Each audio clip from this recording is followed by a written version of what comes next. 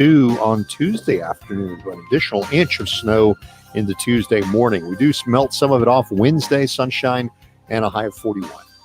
I'm Scott Larimore at the Weather Channel on News Talk 760 WJR. It's time for Lions Review. Presented by MGM Grand Detroit, the king of sportsbooks. Now here's the voice of the Detroit Lions, Dan Miller. Hey, good evening, everybody, and welcome to the show. It's another edition of Lions Review as we're not really going to look back on Thanksgiving Day because that has been lost in the shuffle of what has happened over the weekend, which is the firing of Bob Quinn, the firing of Matt Patricia. Darrell Bevellin is the interim head coach, and all sorts of questions for the Detroit Lions going forward as to what they will do with the direction of this franchise. Mike O'Hara from DetroitLions.com, longtime Lions beat writer alongside. Michael, you've been here before, my friend. Yes, I have, and I'll probably be here again. But yeah, this is has a familiar ring. But before we get going, I just want to tell you something that's heartened my day. I just heard. Okay, what is that? I heard on the weather report there that we're expecting 3 to 5 inches on November 30th of fresh snow. Not that old stuff from July and August that's been kicking around. It's fresh. I want fresh snow. You got Fred. Fresh snow in Detroit? There is no other kind. There is no other kind in November when we haven't had any snow yet. This is all fresh and new. Can you give me an August 94, please? Okay. If you find August 94 snow, I'd be impressed. Okay, so the Patricia thing, I mean, that was hard to miss. That one was, I think, in most people's mind, a foregone conclusion several weeks ago. You know, maybe if he went on some sort of unbelievable winning streak that he would be able to get this thing, save his job. I think the question out there for a lot of people was Bob Quinn. And I think in the end, Sheila Ford Hamp, Rod Wood just decided, you know what? This isn't the direction we want our franchise to go. We don't want to, in essence, allow him to have another bite at the apple. I think they probably looked at the roster and decided there's a whole new direction that's needed here for this franchise. Yeah, and I'd say this, too. It probably undid him as much as anything is that they looked at his hiring of Matt Patricia as really a 3-year project. He's the guy that he wanted all along. And 9-7 with Jim Campbell, 9-7 with Jim Campbell. No, I want Matt Patricia, and got him, the day after the Super Bowl. So he was on the Patricia watch really for 2 full seasons, and then the playoffs. And this is what you got. This is what you got for waiting. Yeah. That to me, it just didn't work. And no disrespect to either one of them. Sometimes it works, sometimes it doesn't. And this just never worked. Really. And no disrespect to Jim Caldwell, but that was the right move when they made it.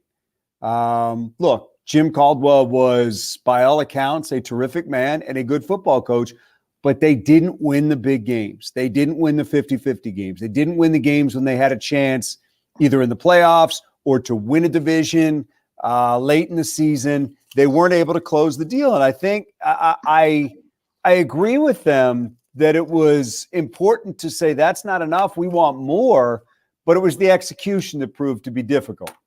And really, the last game of the season, they win it. I think they play the Packers at Ford Field. Was it his last game? And really, I think he was fired the next morning, and maybe even told that Sunday night. And so it really was kind of, I think, preordained. It's sort of. I really believe that, and it followed its course, and he was gone. And so, what did you replace him with? An abject failure. It just didn't work to any degree. Well, yeah, I think in the end they were both, and I don't want to make it personal. They were both failures in what they attempted to do. Bob Quinn failed in building a roster, and Matt Patricia failed in winning. That's ultimately the language you use when you're assessing a general manager or a head coach. And clearly 2.5 years in, when you get fired, you have failed. And 5 years in, when you look at the roster and the state that it's in right now, where Bob Quinn is concerned, you have failed. And I look at it and I just say to myself, we expected more from anybody who got the job. Doesn't matter if it's the Patriot way or anything like that. We expected more from somebody who got the job. But what we got was a roster that got continuously and steadily worse than when they took over. Yeah, I would agree with that, Dan. Yeah, to me, I wondered about this right from the beginning. Two guys who've been in the same organization for so many years. I like thoughts. I really do. Just people who come from more than one background, and I think you can sort of brainstorm and all that and come up with things. And I think it helps you get out of tough situations. But if you're all trained the same way, I think that can work against you. I'm not saying that's exactly. This is just sort of my own thoughts. I don't know if that worked against them or not, but they had the Patriot way. And if it wasn't working, what are they going to go to?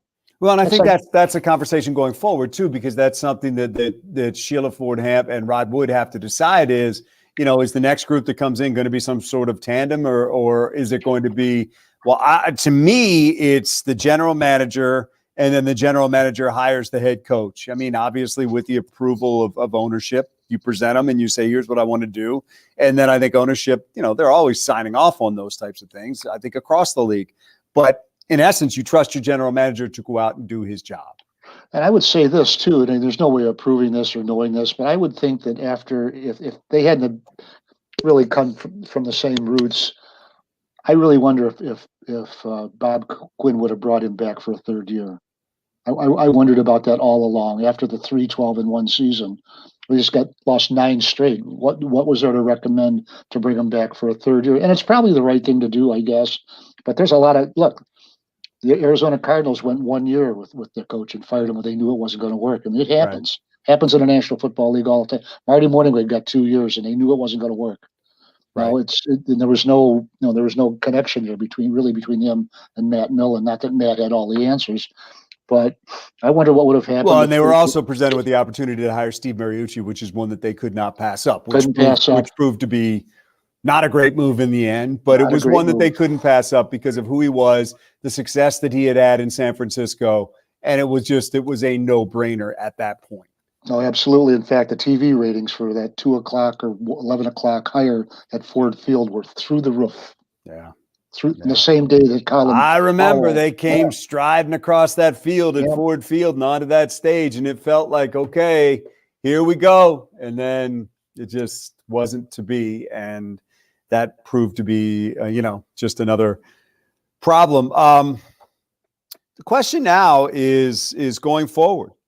And the attack plan on finding the next person to run this franchise and finding the next person to call the shots. And I have said repeatedly on Twitter and wrote something about it on fox2detroit.com that to me, this is about the general manager. It starts there. You have to have the talent. You have to have the players. It feels like, really since 2014, we have watched the Lions, because I think that was a good team, but we've watched the Lions try to win with less talent than the opposition more often than not, less playmakers than the opposition more often than not. And that's you just don't live that way in the National Football League. You need to get somebody in here who drafts well, develops well, and hands the players to a coach who can then turn these coaches, develop these players into NFL players. No, absolutely. Look, I think if there was a really tough break that they couldn't overcome in that entire time, and they inherited, was Ziggy Ansah getting hurt. They lost an elite pass rusher, and never replaced that player. Never replaced the loss of Ndamukong Suh. And those are guys who would be the bedrock of any defensive team in the National Football League, and they never replaced those guys. I think that they, to some degree, mishandled the Suh thing before those guys got there by at least not getting something for them, trading them, make a deal, whatever. But to have the player, one guy get hurt and the other guy just walk. Absolutely. It was just a tremendous blow to that team.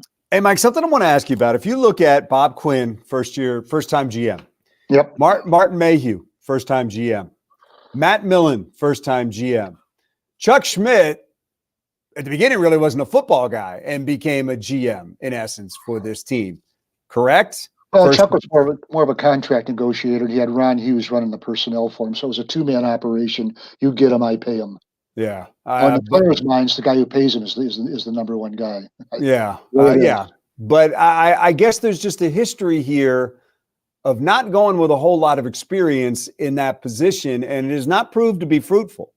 So I ask you, based on history, and are we being too Lions-centric in saying this, is it important to get somebody who does have some experience as a general manager? Well, I think it helps if it's a good player, but the guys who have experience and are good are usually working, aren't they? At times. There's some that are out there that I would think you would look at. What about a guy like Rick Smith at Houston? Rick Smith from Houston, Dimitrov from Atlanta, who produced good teams.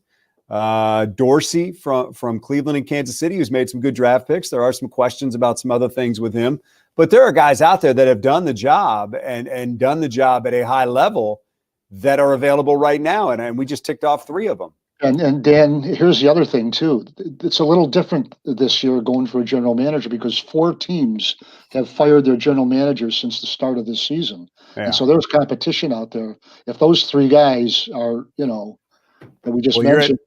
You're at 5 right now that need them. Detroit, Washington, Atlanta, I forgot Houston, and Jacksonville. Yep, that's 5. Yeah, I mean, assuming Washington adds a general manager, that's 5. And there will be more. Right. And you're going to be in competition with them for the best talent. Yeah, 5 goes into 3, not so well. Okay, not so good. Yeah, you don't get 6/10 of a general manager. No, if we've learned anything from experience, you need a full one. You need one that comes and is ready to roll. So I think I do think it's an interesting conversation just about experience. And with the case with the Lions, as we discussed on the TV side, you had a first-time head coach and a first-time general manager. Maybe that's not the best way in the world to go. I mean, maybe that's not the best setup as you're trying to understand what it takes to build a team in the National Football League. No, and to me, if you're going to, for example, whoever you hire, let's say whoever it is, Rick Smith, whoever, you've got a whole chain of people in the personnel department that if they don't think like you got to replace them. Everybody, you've got to have a system that you work under, and Bob Quinn had a system, and he replaced guys and brought in good people and all that, and the next guy's got to do the same thing, unless he just wants to take over that entire personnel department and say, okay, guys, come back, I'm the boss, you're working for me. It doesn't really work that way. It really doesn't. Yeah. And it goes back to decisions because, the Bob Quinn was well thought of when the Lions hired him. Kyle O'Brien's well thought of. And still with the team right now. Very well thought of around the league. Lance Newmark has been well thought of for a long time. You have well thought of people within that personnel department. But, man, it comes down to the decisions that you make and the way that they add up on your roster. And that's ultimately what – it doesn't matter how much you're thought of. And it's like what Martin Mayhew said one time about the Matt Millen regime. We had the same guys grouped in as everybody else when it came time to pick. We always just took the wrong one. You know what? That becomes a problem. You got to take the right one. It's that 10-minute window when you're on the clock in the first round, and it's 5 minutes after that, and you better be planned, have your plannings down and ready to move. And I thought generally the way Quinn ran his draft, I thought it was pretty professional. I really did. Did they always get the right guys? No, but I think he went in there with a plan. He'd go into the draft with 7 draft picks, and he'd come out with at least 7 and make a bunch of moves. So I really thought he did well in that regard. But I think now in hindsight, it is always easy to go back and look and say, player X was not the way to go. And we can list the litany of them, unfortunately. Now, were there some good ones? Yeah, getting Kenny Golladay in the 3rd round was a heck of a pick. But there were too many misses. And in the end, that's what costs you a job in this position. Let me take a break. Let me remind people this chat with Mike O'Hare is brought to you by Comerica Bank. Experience full-service banking at Comerica Bank. Learn more at Comerica.com. Darrell Bevel will be taking over as the interim head coach. He already has. Had a chance to talk to him today. You will hear that interview when we come back on this edition of Lions Review.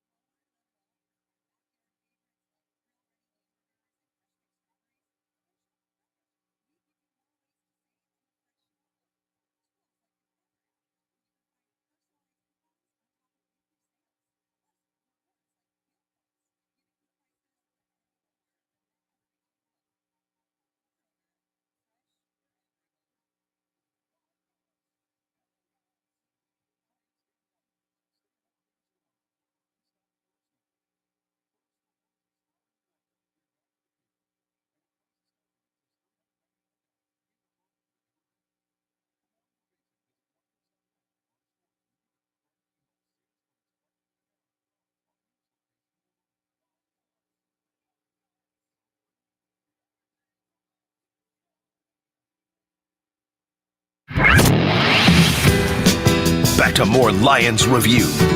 Presented by MGM Grand Detroit, the king of sportsbooks. Here's Dan Miller. All right, time now to our chat with interim head coach Darrell Bevell, brought to you by MGM Grand Detroit, the king of sportsbooks. Had a chance to chat with him today, and first thing I wanted to get was just reaction to the weekend, the firing of the head coach and the general manager, and his promotion to interim head coach. Yeah, I mean, it's been a whirlwind, I think is probably the best word to say. You know, there's been so much going on. You know, I got to start by just saying how much I appreciate Bob and Coach Patricia for bringing me in, and the opportunity that I had to work with both those guys. I mean, I was out of football, you know, and they gave me a chance to get back in. So I'm thankful for them. But as far as the weekend goes, you know, it was got a phone call and said that was going down and asked to be the interim head coach. And from then it's been spinning and trying to get schedules and things that, you know, that I want to make a little bit different. And then now I'm working from home, you know, on the first Monday and Tuesday as being a head coach, which is a little bit different. You know, you've touched on the bottom line here. You have 5 games left. I mean, there's basically a third of the season still to go. Your thoughts on that, and what did management say to you? Here's what we want you to do the rest of the way. Well, they just basically told me, they gave me an opportunity, you know, and I'm excited for the opportunity. I'm jacked. I mean, I'm ready to go, and it's for me. I'm just taking it as it's you know, a 5-game audition. You know, and I'm going to break that down one game at a time. I'm not going to look any further ahead. So I got one game, you know, coming up against Chicago, and, you know, that'll all tell the story. What's the biggest challenge that you face stepping into a position like this with very little time to kind of wrap your arms around it? You got Chicago coming up on Sunday. Yeah, I think probably the biggest challenge, because it's the most important thing, is the players. You know, it's a players game. And, you know, I've spent a lot of time with the guys on offense and have a really good feel for them. But I need to be able to bring a bunch of guys together in a short period of time, you know. And the thing about that is you need time to gain trust from guys. I feel like I have that from the offensive guys.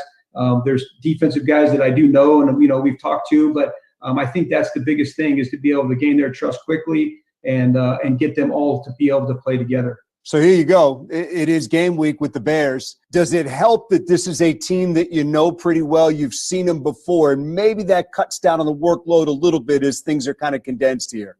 I do think that helps. You know, we know the players. We know it's a division game, so we know the importance of that. You know, we know the schemes. We've actually played them already, so, you know, we've game planned against them one time, although it was, you know, early in the year. So some of that helps to speed up some of this. Let me ask you about that Bears defense. You know it well. You've gone against it already, as you mentioned, this year. Starts with Khalil Mack. He's one of the most impactful players in this league. What jumps out on tape when you look at him, and what are the challenges in facing him? I think I might have said this the last time we played him, but block him. I mean, that guy is, you know, he can wreak havoc in your backfield, whether it's run or pass. You know, obviously a great player. And, you know, you're afraid for when he gets around the quarterback, because, you know, bad things can happen. Ball comes out. So we got to make sure that we're doing a great job of knowing where he is and handling him in that situation. Offensively, they've been a little bit up and down, but they have a local guy that's known well to folks around here in Allen Robinson, who's just a terrific player. One of those guys can get a 50-50 ball. He can run around you. He can run by you. Just thoughts on the challenges that he will present to your defense in this game. Yeah, I mean, he's been one of their go-to guys for a while. And, you know, like you said, I mean, big catch radius, does a great job of catching the football. And so, you know, so we're going to have a good plan, really, for all those guys, you know, exactly kind of go through the week. You know, Mitchell Trubisky just played last night. So seeing, you know, is it him? Is it Foles? You know, how's that going to shape out as well? Who's the guy throwing to him? Because I think that changes some things as well. But he's definitely a player that you got to know where he is. I think one of the key things here, too, is something you talked about, which is your comfort level with Corey Unlin. That makes this process easier. It does. You know, Corey, from the day he got here, you know, we've had really great communication. We've talked about things a lot. You know, he's got a really good feel on the defensive side. And we can also just kind of, you know, bang some stuff off of each other. And, you know, hey, you know, I like this, I like that. When you do that, this really affects me this way. So those are great conversations that we can have. Hey, Ben, final thing. I know you have said that you look at this as an opportunity. It is still an opportunity for the players very much as well, with 5 games to go. What is your message to them as you look at this game move into the job as interim head coach and what you want them to do with this opportunity? Yeah, I mean, I want them to understand that, like you said, I mean, it's a great opportunity for them. It's a great opportunity for me, and all of us are being judged, whether we want to or not. We're all being judged, and those guys are all in different situations in terms of their contracts. Are they on this team? Are they on another team? So their families are watching, their friends are watching, other teams are watching, organizations are watching, and we all want to be able to be at our best. And so what I want to do is I want these guys to play with energy. I want them to play with effort. I want them to have their hair on fire. I want to free them up and just let them go play and play fast. And I think we'll look at it at the end and be pleased with the results. All right, there he is, Darrell Bevell, Lions interim head coach, as they get set for Chicago. There's really no time to fall into the job, Mike. You got to hit the ground running because you got now 6 days to get ready for Chicago in a divisional game. Look, this is no knock on Matt Patricia. He had his way of just looking at it to one day at a time and all that. But I remember we had the Zoom interview last week with Romeo Cornell, and he was asked what he was trying to accomplish as an interim head coach. He said, "I want to win games. I want to get above 500. I want a chance at this job." And it sounds like Darrell Bevell saying the same thing. Look, there is a tomorrow and the next week and the next month out there, and I think the players, they'll still focus on the game Sunday, but it's nice to know that there's a larger picture out there. Yeah. I don't think there's anything wrong with that. No, I don't either. I mean, I think everybody's got to look at it as an opportunity. Every chance you get to go out there, you're not just saying, all right, we're going to finish this off and then go on to next year. If you're Darrell Bevell, this is people watching you, both here in Detroit and around the league, and every player on the team should be looking at it the same way. Take a break, come right back. More coming up on Lions Review. Fox News, I'm Rich Dennison. Drug maker Moderna today announced it's submitting its coronavirus vaccine candidate to the FDA for emergency use authorization. Health and Human Services Secretary Alex Azar says once approved, vaccine shipments will begin immediately. And then really it's going to be up to our nursing homes, our hospitals, our pharmacies to get that dispensed. So it really could be within days of FDA approval, we'll start seeing vaccines in people's arms. Moderna says its vaccine is more than 94% effective in fending off the virus. President-elect Joe Biden today announcing some picks for top economic positions within his administration. Janet Yellen, who formerly served as Fed chair, will be nominated for Secretary of the Treasury. If confirmed, she will be the first woman to lead the Treasury Department in its 231-year history. Fox's John Decker with the president-elect in Wilmington, Delaware. America is listening to Fox News.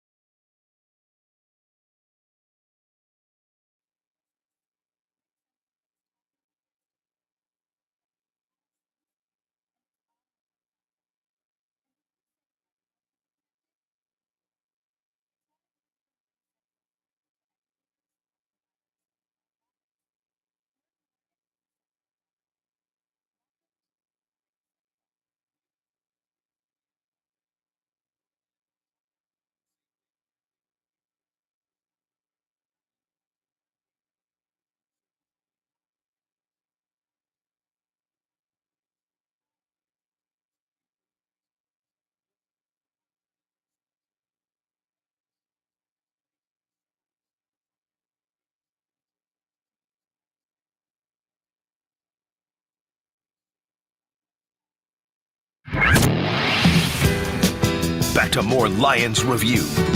Presented by MGM Grand Detroit, the king of sportsbooks. Here's Dan Miller. All right, welcome back, everybody. Dan Miller along with Mike O'Hara from DetroitLions.com as the Lions embark on the final 5 games of the season with interim head coach Darrell Bevell. I hope you were with us a moment ago when we played our interview with him. And Mike, let me just say this too, and we'll get to our chat with Matthew Stafford coming up in just a moment. You and I have been through this a lot for a long time. And you take no joy in these situations. It's pretty lousy, actually, because you get to know these people. In my case, look, I had to do 3-4 things a week, every single week with Matt Patricia. Got to know him, really enjoyed talking to him, enjoyed his company. But in the end, you do realize they're paid to do a job. And if they don't do a job, doesn't matter how much you like them or don't like them, they're going to be judged and they're going to be here, they're going to be gone. But it's an odd situation when you go from working with somebody all the time to then talking about why they have to be fired. And it's not like we haven't commented on this all along. Lomas and I have talked about it on the broadcasts often, but it's always just a strange situation in sports when it's, somebody is omnipresent and then gone. And another thing about it too, and this is more from your side of it than mine, is you get to know them off camera and you find out that they're actually better people away from the camera than they are when they're talking to, being, harangued for the same question week after day after week after day. And they're different people. They really are. Yeah. And it gets to them. It really does. They react in a way that when you're just talking to them casually, completely different person. Yeah, Not it's tough. And completely it bothers me sometimes. And I've talked about this before, that oftentimes coaches put up a completely different persona on a podium than they do when you just sit and talk to them. And what bugs me is that becomes the reality of how people think of these coaches. And Jim Caldwell, I think, was the best example. Perfect example. Jim Caldwell is one of the best men I've ever met in my life. But if you looked at him up on that podium, when he would get into an antagonistic situation with the beat writers, you would never know who the real Jim Caldwell was. And it bothered me that the perception from a lot of fans was that he was kind of this snarky, at times condescending person who didn't want to carry on a conversation or answer a question or talk. And that's so far from who he was. 180 degrees away. Absolutely. You know who was close was Wayne Fonson. I think that was probably before your time. I got here with Bobby. He was a good guy at the podium. He was a good guy away, and some people held that against him. That's you know what I mean. Oh, what's he know about football? He's just a clown. No, he wasn't. He was a very sharp dude. You know how you win, Mike? You win. You win. Yeah. That's how you win. When you win, nobody cares what you do on the podium. Nobody cares that Belichick won't answer a question. Nobody really calls out Greg Popovich for being a jerk to reporters on the court during games, which bugs the heck out of me. But he wins like crazy and wins rings. So there's a great deal of respect for him. But it goes back to, what Bobby Ross said, winning cures everything. And it really does. It cures everything. Well, his first game in Detroit, they won, I think, on a last play field goal or something like that. And Bobby said, I've had enough moral victories. I want some immoral ones. I think I feel very secure in saying that in Darrell Bevell, we'll see what happens over the last 5 games. Terrific guy. I think he will present as a terrific guy up there. And he's very, very honest when he talks about the fact that this is very important to him, these 5 games. He knows the responsibility that's been handed to him. And it's a responsibility that he has looked for throughout his career, the chance to be a head coach. And while he has the interim tag, I don't think he cares. I think he just wants to go out there and show what he can do. He may not like exactly the way he got it, but he's got it, and he likes that he has it. One thing about him, and I just kind of looked up his record, which I sort of knew his record, just wanted to make sure. He's got 14 years in the National Football League as a coordinator. Yeah. Next stop, and he hasn't gotten a sniff to be a head coach. That's amazing. Yeah, and this will be, as he said, a chance for him to kind of show people what he can do, and I think he wants to make the most of it. And I think what he's trying to impart to the players is same thing, guys. You're still on tape. You're still being evaluated by this organization and every organization around the National Football League. Find some way to get better. Now, I had a chance to talk with Matthew Stafford today. This is brought to you by Henry Ford Health System, the official healthcare provider of the Detroit Lions. And I asked him for his reaction to what had happened over the weekend that left him without the head coach that he'd been working for and the general manager that he had been working with. Obviously, it's disappointing anytime anybody you work so closely with loses their job, and as a player, we understand that how we play on the field is responsible for a lot of that. So we've got to do a better job playing, and we understand that. At the same time, really appreciate all the hard work that, Matty P and Bob, gave to this organization, put into this organization. We just weren't able to win enough, in the end. To that point that you just made, is there a feeling that while it's other guys that are losing their jobs, that in essence, part of this is on everybody because you weren't able to accomplish what everybody wanted to accomplish and what was expected? Yeah, we're a team. We're a team. We're an organization. Everybody's got a hand in this. We're doing everything we can to try and win. Obviously, haven't done that at a good enough clip. And, the people that own the team, the forwards, obviously felt that, it was in our best interest as an organization, to move on. But, it doesn't change the way we feel about those the coaches, and really just Matty P and Bob and how they, how they work for us. You've been through things like this before. Do you sense in a locker room when something like this is coming to a head, when there's a problem? There's obviously outside influences that come in. You hear the questions as well. Do you feel that in the locker room? No, I'm too busy trying to prepare and try and play and win. That kind of stuff for me is maybe after the season, think about things like that. But during the season, I'm pretty dialed into just trying to help us, get out there and win a game. Is there any sense of, oh no, here we go again, been through this before, now I got to go do it all over again? No, I think I just continue to work, continue to try to do my job at a high level. Obviously need to do it at a higher level for us to win games. So I need to, just push myself and my teammates to be better and take it one game at a time, because that's really in the end what you can control and what all you can do. You're the face of the franchise. Your name came up in the press conference with Sheila Ford Hamp about what this might mean to your future. Do you think about it in those terms, what a new regime might think about you going forward, how they want to use you, if they want to use you at this point in your career? To be honest with you, I'll probably think about it after the year, but on the iPad next to me right now, I'm watching Chicago Bears getting ready for them. So there's a lot of work to be done still left in this season, and that's what I'm focused on mostly right now. Let me ask in a different way one more time before we get to Darrell Bevell and the Bears for just a second. You'd be going into year 13. If this is a full-blown rebuild, is that something you want to do at this point in your career? I'll think about it after the year. I really will. I think there's too much, on our plate at the moment. Obviously, have 5 games left in the season and a chance to, make a little bit of a run here and see what happens. Darrell Bevell. You have worked with him closer than anybody on this team. What does he bring? Is he will now be the guy leading the way? Obviously, it's a huge change for him. It's a mid-season adjust that he's got to make. I've got a lot of trust in him and know that he'll be, who he always is. Positive guy. An upbeat guy that's, loves the game of football, loves coaching it. It's a new challenge for him, but I'm excited for him and just hopefully our team can respond and play well. In some ways invigorating to have another voice. Does it kind of engage guys, you think, a little bit at this point where they realize, hey, we got 5 games left. We need to make something out of this? Yeah, I think, anytime somebody like your head coach and your GM lose their job, it's a wake-up call for everybody if you needed one. Geez, that you got to go out there and perform and play well. And I think, guys on our team will respond.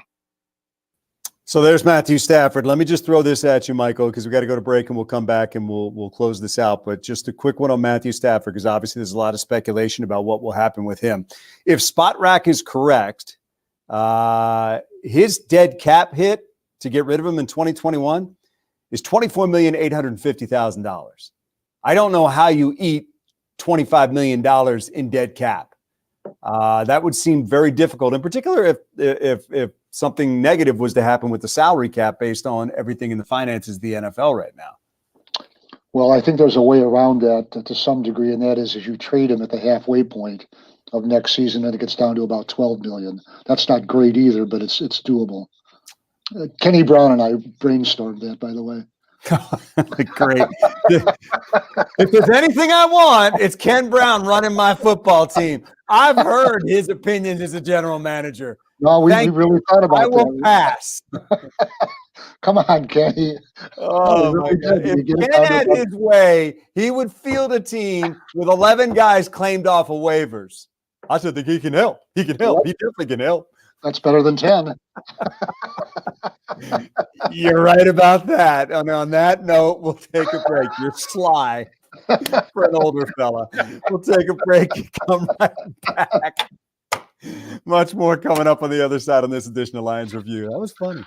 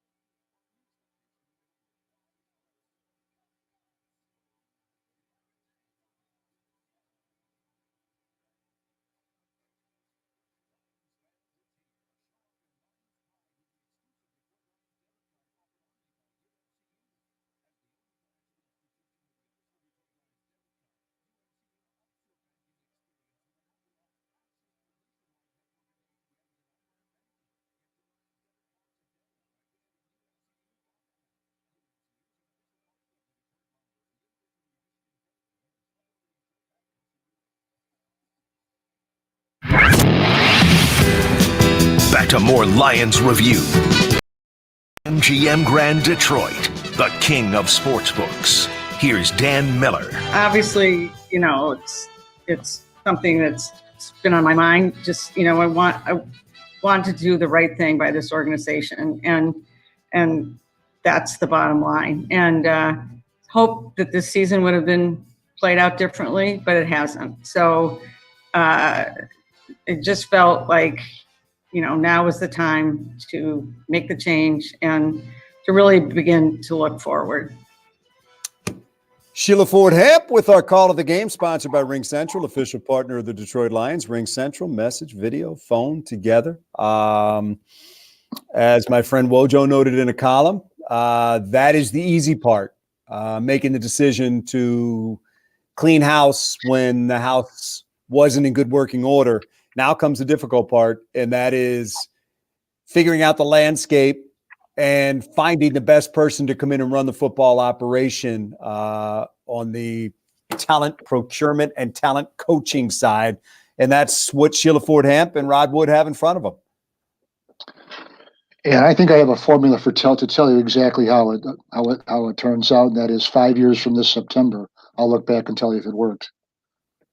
Because a lot of stuff. When they hired Quinn, it was rah. You got one of the young and upcoming guys. When they hired Patricia, you got one of the it guys. It didn't work. So look, we may think we know on the day that they get hired, but the fact is we won't know until, as you say, several years down the line when we find out whether or not this thing is headed in the right direction. Yeah, talking to Joe Dumars one time about that, and he said everybody comes to town with a resume and a speech. I'll let you know down the road. As Mike Tyson said, everybody's got a plan until you get punched in the mouth. And this league can punch you in the mouth real quick. It can take the smartest of men who know a lot about football. And let's face it, there's not one general manager who's ever gotten a job in the National Football League that didn't know a lot about football. But knowing a lot about football is different from building a football team and selecting football players and deciding how to incorporate those players into your cap and making it work consistently year after year, like Pittsburgh, like Baltimore, like New England did for a long time. Kansas City right now, finding a way to get a good team and then keep a good team for as long as you can. I mean, I personally look at Kansas City and Baltimore. To me, they're the models of, Baltimore and Pittsburgh. They're the models of consistency for the last 10, 12 plus years. No, I agree with that. And even if you look at Pittsburgh, you think they're in the playoffs every year, and they've been in it like 12 times in the last 19 years. They missed too. It's hard. It's really hard in the National Football League to make it every year. I mean, that is a great run. It really is. Now, it's not 20 straight or whatever it was, or 18 out of 20 by the Patriots, but that's right up there with the leaders in the league of consistent playoff appearances. It's hard to do. The Patriots almost feel like you need to take them out. They almost feel like they're unfair to compare anybody else to because of the run they had with Belichick and Brady. But, I look at Baltimore, and if you look at, the job that Harbaugh has done there and the number of playoff games that he's won. And, they've won the biggest game there is to win. And that's big time stuff. And that's what you're looking for. And that's what they're trying to find now is a way to build this organization like those others, which they haven't been able to do, that can, let's baby steps, get a home playoff game, then win that home playoff game, and then keep winning. All right, Mike, that's going to do it for this edition of Lions Review. We'll be back next week after the game against the Bears under new interim head coach Darrell Bevell. We'll see you then.